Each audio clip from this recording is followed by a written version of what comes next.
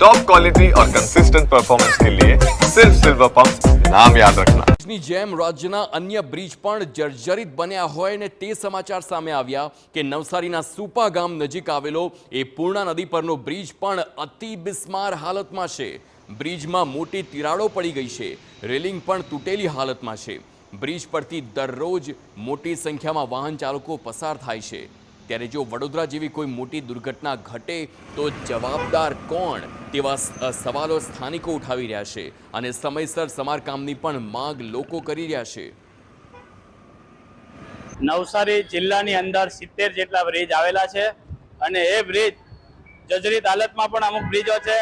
મારી આ સરકારની એટલી અપીલ છે અને આ તંત્રને અપીલ છે કે તાત્કાલિક ધોરણે આ બ્રિજની કડક તપાસ કરીને દેખરેખ કરવી જોઈએ કે જે વડોદરામાં ઘટના બની એવી ઘટના નવસારીમાં ના બને, નકર તમે જ આરોપી બનશો અને તમારા પર જ ગુના નોંધાશે અને તમને જ આ સરકાર જેલમાં નાખશે।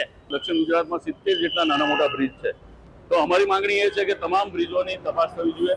જે જર્જરિત છે તેની જગ્યાએ એને રિપેર થતા હોય તો રિપેરની બીજા બ્રિજો બાંધવાનું ચાલુ કરવું જોઈએ। તમે દર વર્ષે હમણાં હાલમાં જ 15-20% ટોલ ટેક્સ વધાર્યો છે, તેની સામે વાહન ચાલકોને કોઈ સગવડ નથી, ત્યારે આ દેશના નાગરિકો ટેક્સ ભરીને તૂટી ગયા।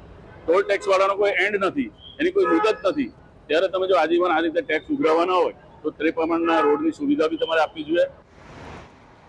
તો ગંભીરા બ્રિજ દુર્ઘટના બાદ રાજ્યના ધોરીમાર્ગોના બ્રિજની ચકાસણી અને તપાસ પણ શરૂ કરવામાં આવી છે। નવસારીના 70 જેટલા બ્રિજની પણ 6 ટીમ દ્વારા તપાસ કરવામાં આવી।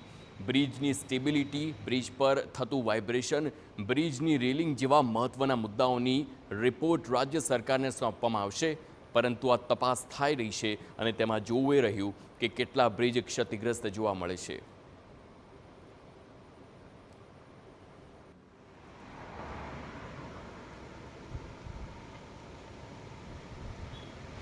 નવસારી માર્ગ અને મકાન વિભાગ સ્ટેટ તરફથી આજરોજ 6 ટીમો બનાવવામાં આવેલી છે। 6 ટીમો અલગ અલગ બ્રિજોનું નિરીક્ષણ કરી અત્રેના વિભાગ હસ્તક 28 મેજર બ્રિજ અને 42 માઇનર બ્રિજનું ઇન્સ્પેક્શન ચાલી રહ્યું છે। ટૂંક સમયમાં પૂર્ણ કરવામાં આવશે અને એનો રિપોર્ટ આપવામાં આવશે।